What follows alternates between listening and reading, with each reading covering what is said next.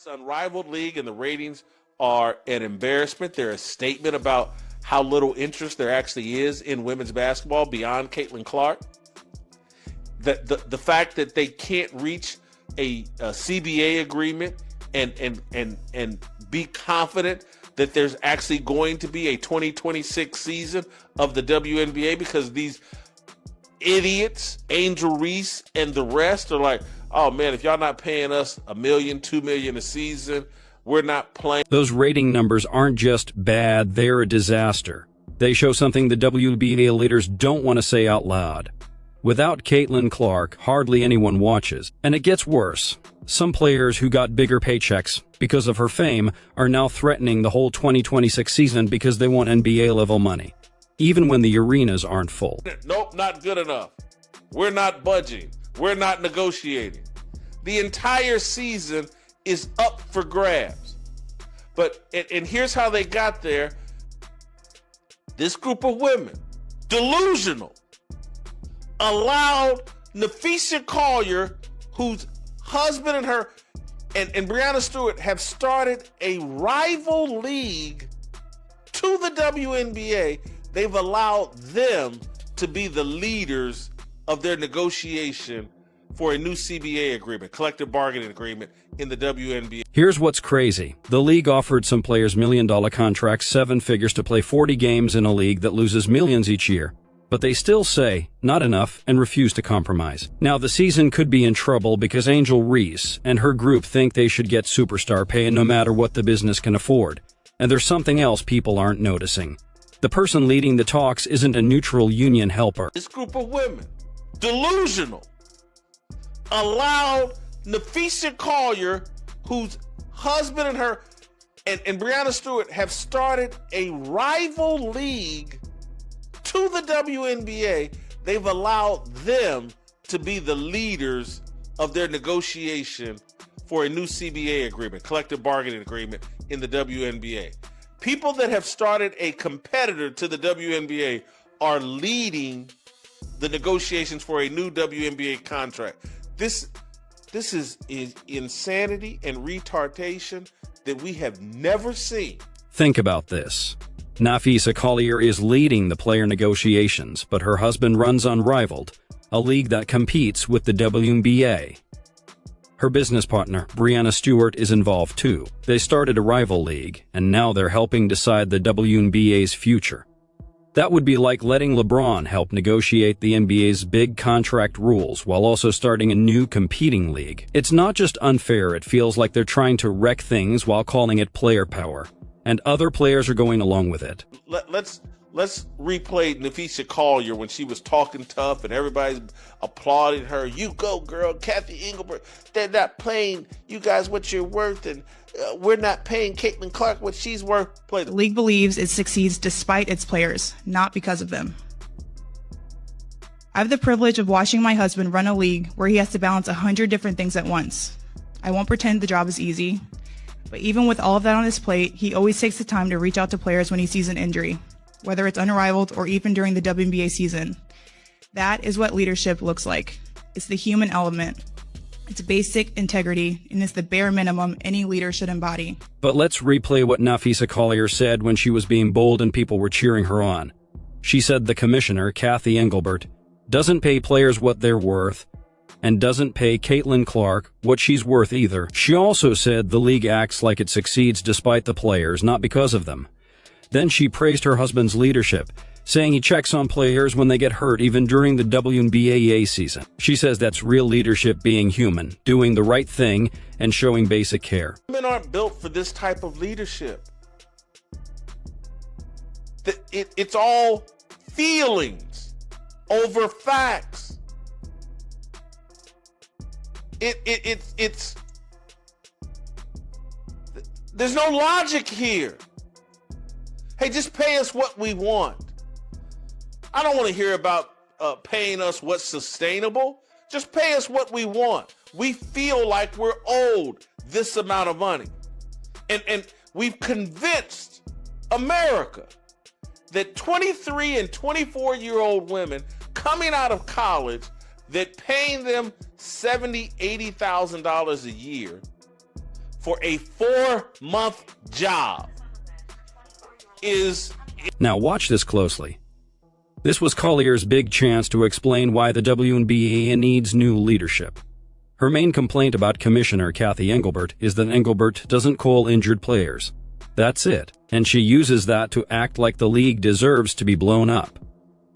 Meanwhile, she praises her husband as amazing because he sends kind texts, even though his league only got about 30,000 viewers for its championship game. This isn't serious criticism, it's feelings over facts and emotion over money reality. Oh, well, you should have been a basketball player.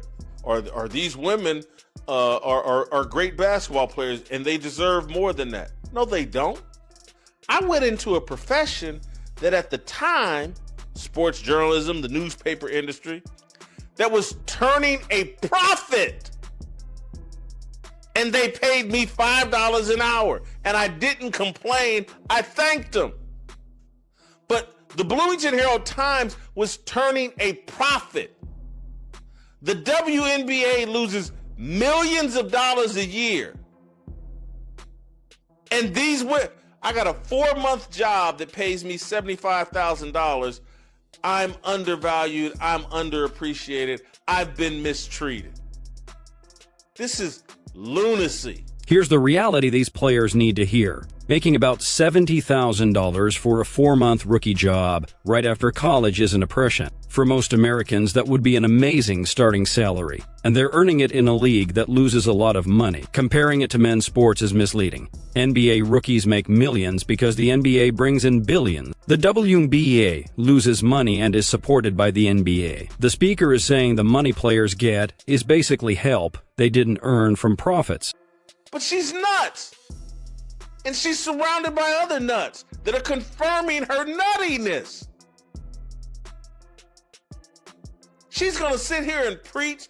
And again, I'm not a big defender of Kathy Engelbert because she's a nut too. But sitting there holding a press conference scolding them because your husband is the president of the unrivaled league and he's now smarter than her. And he knows more about what to do than her. Are you kidding me? It's crazy.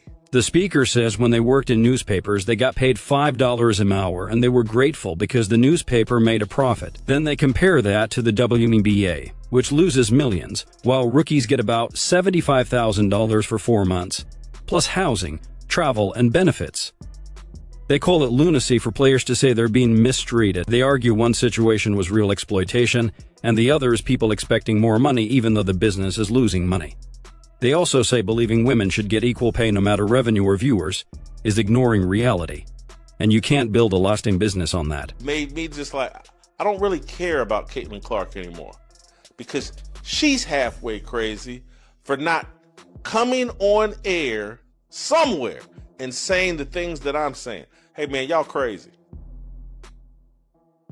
We better take this contract they offered us and be thankful because it's all from the private flights to the salaries we're getting paid. It's all charity. It's all welfare. And let's be appreciative. And then once we start making real money, then we'll go for the stupid superstar contracts like the NBA players have. But we're not there yet. The speaker says Collier isn't wrong about everything. She's talented and seems to come from a good family, but the people around her encourage her worst ideas instead of pushing back with facts. Now they say she's leading talks that could destroy the same league that helped her succeed. They add that Commissioner Kathy Engelbert does deserve some criticism, but not because she doesn't send kind messages. They say her real failure is pretending the WNBA's money problems aren't real, which allows this unrealistic thinking to grow. That's what this is all playing off of, how, the people within the Wall Street or whatever, they caused the collapse that damaged all of us and cost all of us. It cost me a lot of money. I lost so much money on the house I had in Kansas City. Anyway, but here's Megan Rapinoe in her latest commercial begging for LeBron James to come over and play basketball in the WNBA. And for Messi to come play soccer against her. But anyway, play the clip. When you're young, you believe that you can do anything. And then the world tries to set limits for you. Tell you what's allowed, What's normal? who you're supposed to be. But on the field, the track, the court, here, you get to be exactly who you are. Because at our core, we're still the kids who just want to play. The go big game changers. The living, breathing fabric of this country. Supporting trans youth isn't just about sports. It's about freedom. On and off the field. It's more than a game. Megan Rapinoe has teamed up with the ACLU to promote the whole transgender deal. And if you listen to that commercial, and for those of us that have a biblical... This is where many fans, including me, feel upset. Caitlin Clark had a chance this season to speak up and say what everyone was thinking, that these demands are too much, that the league can't pay for this, and that players should be thankful for all the money being given to them. But she stayed quiet. She just went along with it. She let Nafisa Collier and Angel Reese say whatever they wanted, and she didn't say anything to stop them. When you stay quiet like that, it's like you agree with them. That makes it really hard to keep supporting someone who won't stand up for the league that pays her. This reminds me of how Wall Street people caused problems that hurt all of us. I lost a lot of money on my house in Kansas City because of it. Anyway, here's Megan Rapinoe in a new commercial asking LeBron James to play in the WNBA and Messi to play soccer against her. The commercial talks about being yourself and supporting trans youth in sports. Megan Rapinoe worked with the ACLU to promote transgender athletes. What we're seeing now is people saying you can be whoever you want, no matter what biology or reality says. This is all part of the same way of thinking that feelings matter more than facts, and that the world should change to fit what people want instead of people accepting reality. This always ends the same way. When you build something where feelings are more important than facts, where how you feel is more important than how you perform, it falls apart. They want to make decisions that God already made. If you're a Christian, or if you think clearly, you ask God to tell you who you are. But this movement says, I get to decide who I am. I'm my own God. And that's why everything they build falls apart. That's why women's sports are falling apart, because feelings have replaced facts and logic. The WNBA had an amazing chance this season. Caitlin Clark brought more attention than ever before. Record numbers of people watching sold-out games and news coverage everywhere. The league could have used that to grow and become stronger. Instead, they wasted it. They let jealous players attack their biggest star. They let racial politics take over the story. They let union leaders who had their own interests ruin the talks. Now they might not even have a season, which could kill the league forever. Here's what these players don't get. Fans of women's basketball can easily stop watching. It's not like the NBA where families watch for generations. People watch this year because of Caitlin Clark, not because they love the WNBA. If there's no season in 2026, those fans won't come back. The unrivaled league proves this. Only 30,000 people watch their championship game. That's almost nobody. That shows that without the WNBA, these players don't have many fans at all. But Nafisa Collier, whose husband's league just showed how few people care about women's basketball without Caitlin Clark, is the one making deals for the WNBA's future. She wants salaries that would need 10 times more viewers to make sense. She's threatening to cancel the whole season if she doesn't get what she wants. This happens when you think demanding more money means you deserve it. The $5 an hour comparison was about understanding business reality. Newspapers paid low wages but made money so they could keep going.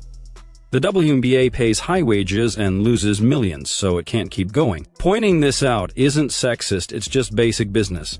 If you spend more than you make, you have to spend less, make more money, or close down.